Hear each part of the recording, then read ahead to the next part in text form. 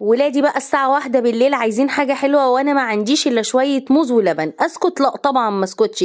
قمت جريت كده على طول، على طول، انا ما اقولكوش في الجري محدش بصوا يسابقني ابدا.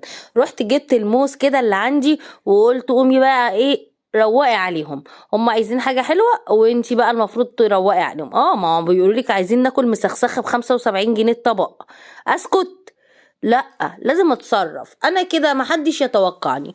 المهم جبت الموز قطعته بالشكل ده كده، قطعي بقى ايه اي كمية موز عندك، وجبت طبق كده شكله حلو علشان ايه اقنعهم بقى بالحاجة، وجبت ربع كوباية لبن كده صغيرة حطيتها على الموز، وكان عندي صوص كراميل ومنزلاه لكم هنا على الصفحة، وكمان هحط لكم تطبيق حلو قوي في الكومنتات حملوه، عليه اكتر من 500 وصفة، وصفات حلوة جدا جدا لرمضان وكمان للحلويات الغربية والشرقية.